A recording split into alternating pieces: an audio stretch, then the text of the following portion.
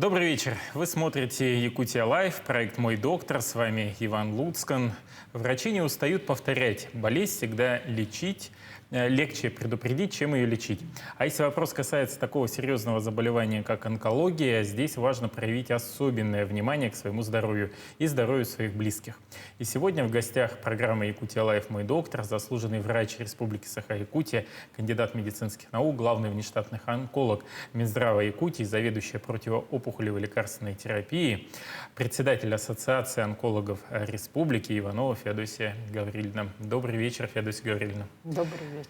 Я напоминаю, что мы работаем в прямом эфире, и телефон для вопросов от вас, дорогие зрители, вы можете задавать в прямой эфир по телефону 8 41 12 42 14 39 или по WhatsApp номеру в нашем мессенджере 8 914 235 05 02.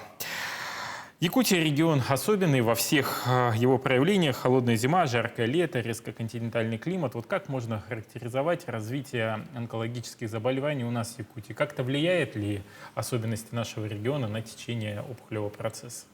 Спасибо большое, Иван. Конечно, регион наш, Республика Саха-Якутия, отличается в первую очередь это суровым климатом. То есть разница: летом очень жарко, зимой очень холодно. И это, конечно, влияет на здоровье человека. Однако на заболеваемость именно злокачественными новообразованиями в нашем регионе мы бы не сказали, что заболеваемость высокая. Ежегодно в республике мы выявляем чуть более 2000 новых случаев. Из числа этих пациентов на первом месте стоит рак легкого. На втором месте рак молочной железы, рак желудка. У нас краевая патология, рак желудка, скажем, социально неразвитых странах больше заболевают. То, что касается смертности, ежегодно мы выявляем более 1000 случаев. К сожалению, тоже в статистике смертности рак легкого занимает первые позиции, первое место. Говоря уже о заболеваемости, у нас, если взять в Российской Федерации, то у нас заболеваемость, мы находимся на среднем уровне. Среди регионов Сибири и Дальнего Востока тоже находимся на среднем уровне. И по смертности тоже. Единственное, что у нас, наш регион, если вот так по статистике взять, у нас большая проблема с ранней диагностикой. Дело в том, что у нас из более 2000 случаев, к сожалению, больше половины выявляем при 3-й и 4-й стадии. Но из всех нозологий злокачественных новообразований мы, онкологи, для диагностики выделяем визуальные виды рака. Это значит рак кожи, рак молочной железы, рак полости рта, рак шейки матки. Они относятся к визуальным, то есть видимые опухоли человеческого организма. А то, что касается внутренних органов, конечно, это рак легкого, колоректальные раки, рак желудка. Конечно, там нужно более глубокое обследование. Но, учитывая вот эти все наши показатели, статистику, заболеваемость и смертность, в республике и по всей России проводятся, скажем, масштабные мероприятия, которые мы называем мероприятия «Национальная программа». У нас региональный проект «Борьба с онкологическими заболеваниями». Там есть свои индикаторы, то есть показатели, к которому мы стараемся достичь. То есть первый индикатор – это снижение смертности. Для того, чтобы снизить смертность, нужно провести очень-очень много мероприятий. Вот, кстати, я сразу, возвращаясь к одной теме, которую вы затронули, по ранней диагностике. Вот давайте поставим себя на место пациента. Вот я пациент, обратился в районную больницу, и мне врач говорит: вот у тебя какое-то подозрение, тебе, наверное, надо в Якутск. И отправляет в Якутск. Правильно ли он это делает? Или можно что-то диагностировать на уровне центральных районных больниц? Куда податься пациенту с подозрением на онкологию? Да, очень хороший и практичный вопрос. Дело в том, что при ранней диагностике в первую очередь зависит от самого человека. Я всегда говорю, что у нас может быть и национальный менталитет, скромность, вот эта боль пройдет, как-то терпимость, вот это мы терпим, ходим, особенно это в деревнях, да. Поэтому вот тут огромную роль играет именно разъяснительная работа. Как мы говорим раньше, вот среди населения мы должны провести разъяснительную работу, чтобы, значит, пациенты какое-то подозрение, в первую очередь это слабость, непонятная слабость. Например, у человека до обеда он ту работу, которую раньше делал, все делает, а после обеда никакой как будто силы нету. Настроение, депрессия, это все может быть признаками онкопатологии.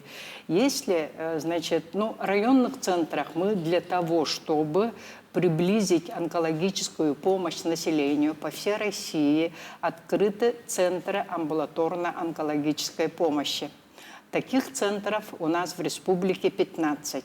Несмотря на ковидную инфекцию, мы последние годы открыли по плану, в прошлом году открыли 3 центра, в этом году 2 центра в Амгинском районе и Верхневилюйском районе. Особенность этих центров, они полностью оснащены современным диагностическим оборудованием. Это в первую очередь компьютерный томограф.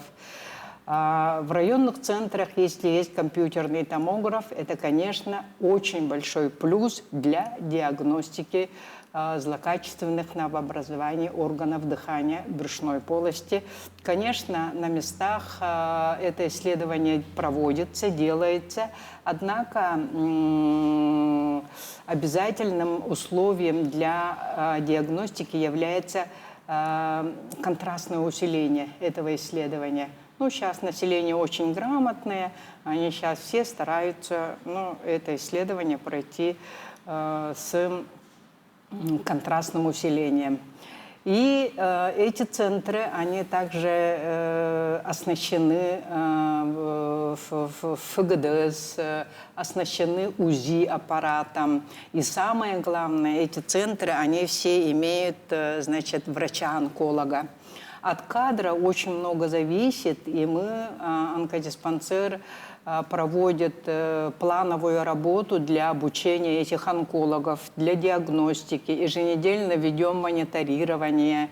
И вот эти, значит, результатом вот этих всех мероприятий является, значит, мы должны улучшить показатели ранней диагностики и снизить тем самым смертность от злокачественных новообразований. Вот вы затронули первые симптомы, да, на которые стоит обратить внимание. Это слабость, возможно, какая-то депрессия. А если уже копнуть глубже, какая еще симптоматика может быть при возникновении онкологического заболевания, что человек может заподозрить? Может быть, какая-то наследственность была, и он уже лучше чаще обследоваться, допустим, и с какого возраста это начинать? Значит, пик заболеваемости при всех локализациях все-таки приходится старше 50-60 лет. Поэтому вот с учетом этого, значит, организованы профилактические осмотры. Например, то, что касается рака молочной железы среди женского населения. Значит, женщина старше 40 лет, обязательно каждая женщина должна пройти исследование как маммография. То есть это исследование очень простое, безболезненное. Как часто? 1 раз в 2 года. Молодым женщинам это исследование не показано, проводится УЗИ молочных желез. И, значит, если женщина проходит это исследование регулярно, 1 раз в 2 года, то, конечно, ранняя диагностика рака молочной железы, можно сказать, обеспечена. Почему? Потому что маммография – это самый распространенный и самый достоверный метод диагностики. То, что касается раннего выявления рака, мы еще проводим скрининговые исследования. Причем скрининговые исследования, они проводятся во всем мире, но тут есть и спорят, насколько эффективно скрининговое исследование. Государство выделяет огромные деньги, очень много врачей там участвуют в этом процессе, но эффективность, выявление в некоторых, по данным некоторых авторов, он низкий. Но мы сами у себя впервые в республике начали скрининговые исследования по 6 нозологиям. Эту программу мы начали с августа 2020 года, и за это время, можно сказать, мы выявили 0,1. То есть этот процент, он считается очень хорошим результатом. Причем из числа, которые мы выявили, больше половины первая, вторая стадия. Это очень хорошо мы считаем. Поэтому мы впредь планируем продолжать это мероприятие по ранней диагностике, развивать, еще внедрять по районам. Мы внедрили по городу Якутску, Мирнинский район, Хангаласский район, и постепенно мы должны охватить всю республику. Вот вы затронули женщин, но и о мужчинах же надо тоже сказать. А мужчины также подвержены онкологическим заболеваниям, тот же самый рак простаты. На что мужчинам стоит обращать внимание и какие исследования необходимо им проходить и в какие сроки? Так, среди мужского населения, конечно, рак предстательной железы, пик заболеваемости приходится старше 60 лет. Поэтому в календаре медосмотров, профилактических осмотров мужчинам старше 60 лет обязательно нужно сдавать опухолевый маркер, который называется простат-специфический антиген. В крови выявляется этот простат-специфический антиген, он бывает в норме до 5. А если выше 5, то надо пройти более глубокое обследование. Это УЗИ органов малого таза. И сейчас у нас очень развито исследование, как магнитно-резонансная томография. Мы вкратце говорим МРТ органов малого таза. Очень хорошо показывает именно орган предстательную железу. Вот по поводу таких, может, где-то мифов, а может, где-то и правды. Длительное нахождение на солнце. У нас лето хоть и короткое, но достаточно жаркое, и этот год был не исключение, когда солнце плюс 30, а у тех, у кого есть родинки на коже, они начинают переживать. Есть ли риск возникновения онкологического заболевания, когда, допустим, можно защитным кремом намазаться, и вроде бы я как в чехле, и мне ничего не грозит. Так ли это? Я поняла вопрос. Дело в том, что рак кожи в южных странах относится более частым видом злокачественных новообразований. Так как у нас солнечная инсоляция все-таки меньше, поэтому у нас раком кожи заболевает меньше, чем в европейских странах, европейских регионах. Но, конечно, долгое нахождение под солнцем – это опасно. Во-первых, это в первую очередь сам человек должен быть заинтересован, сам человек должен быть, если растущие родинки особенно кровоточат, особенно изменяются в размеры, в виде, там блестящие, то, конечно, обязательно нужно обратиться к онкологу. Дело в том, что, последние годы рак кожи в Российской Федерации растет, а, как я уже говорила, у нас в республике рак кожи, заболеваемость низкая, чем в Российской Федерации.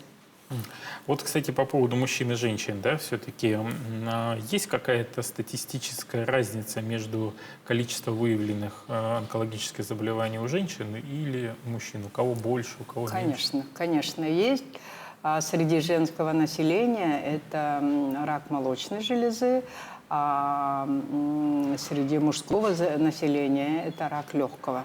Ну, рак легкого тут, конечно, в первую очередь играет роль это воздействие дыма, никотина. Говоря уже вот о пожарах, у нас в этом году было, да, это результат мы увидим, скажем, через 2-3 года. Почему? Потому что онкологический процесс, он так быстро не развивается.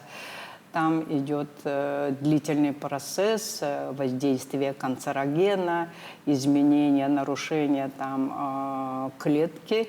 И говоря уже о развитии онкологической патологии, значит, чем отличается, вот, например, раковая клетка от нормальной клетки? Да? Ну, часто задают такой вопрос.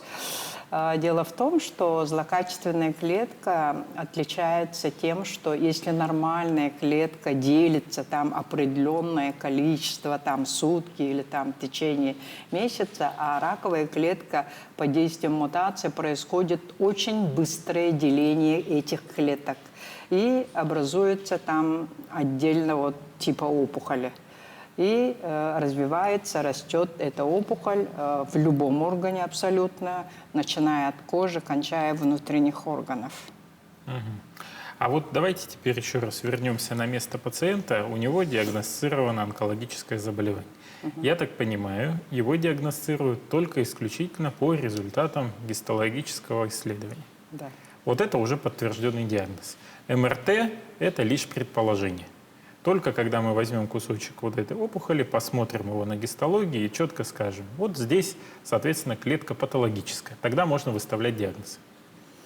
Так? Да, да. Ну, дело в том, что нас учили наши учителя-онкологи, что без гистологического подтверждения, ну, как бы нельзя ставить диагноз рак.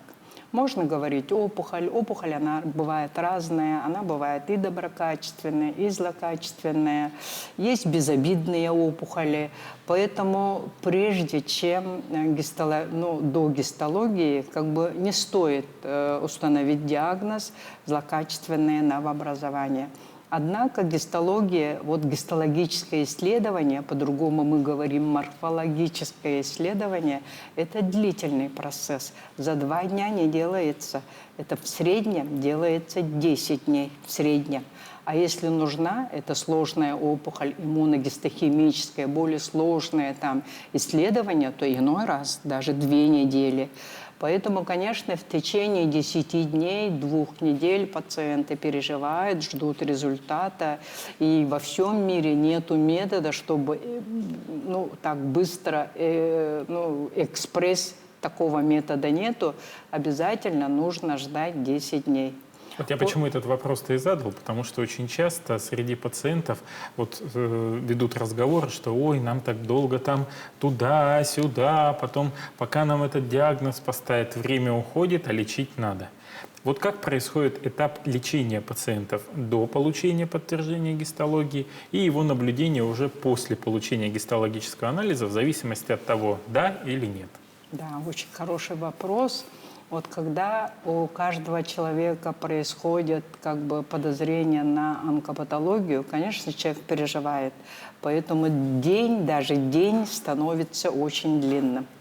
Но хочу уверять, что онкологический процесс – это не острая патология, это хроническое заболевание, которое растет медленно. В течение 2 недель ничего не происходит. То есть опухоль, она так и будет. Быстрого метастазирования не будет. Но среди онкопатологии редко бывают агрессивные виды опухоли, которые они могут расти быстро. Дело в том, что гистологическое подтверждение является основанием для начала лечения. Без гистологического подтверждения мы не можем назначить лечение. Дело в том, что имеется очень множество вариантов. Вообще лечение злокачественного процесса состоит из 3 основных моментов.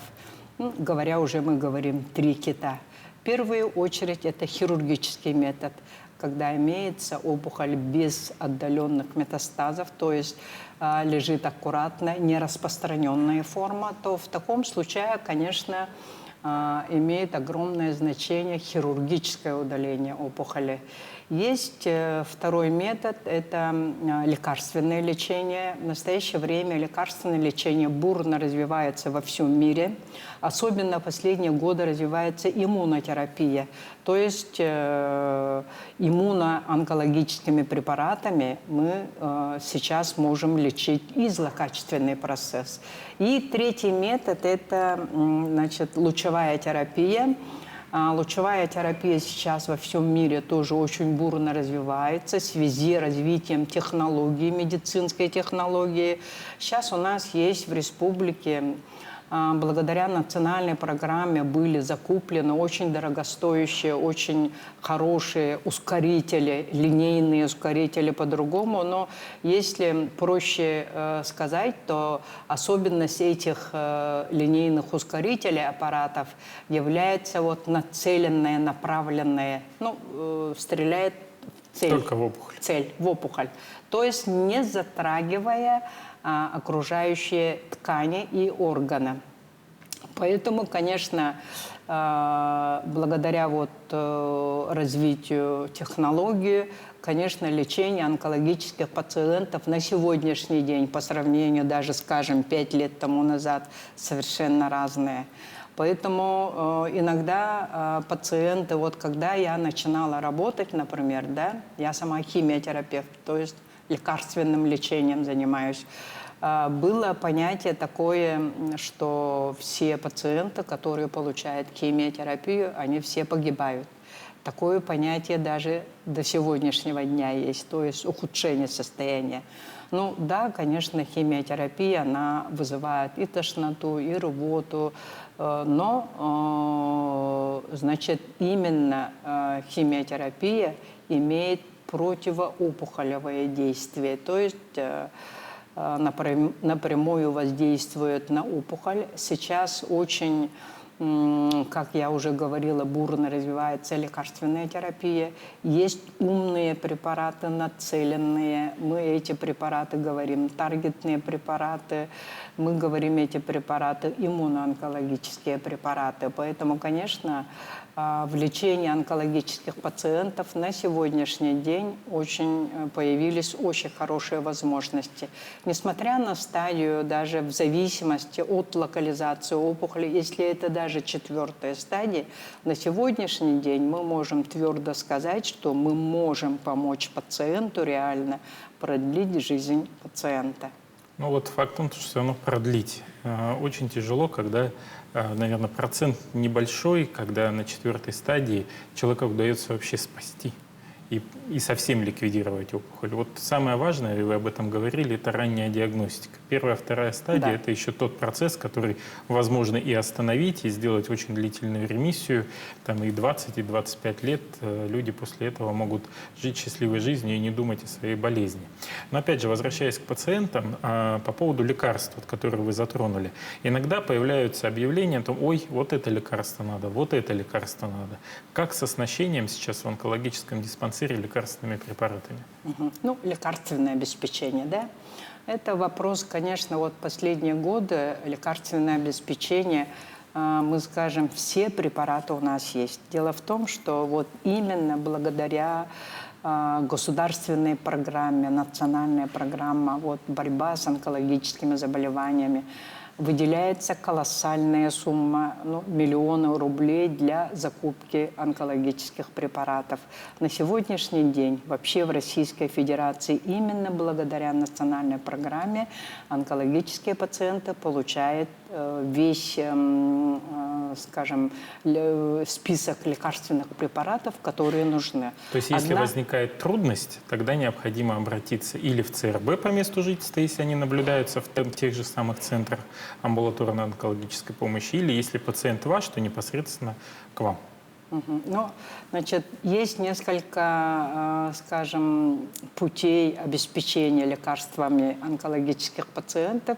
Это в первую очередь по системе ОМС. То есть, мы значит, онкодиспансер, либо там районная больница закупает онкологический препарат и лечит своих пациентов. И за это страховая компания оплачивает, возмещает эту сумму.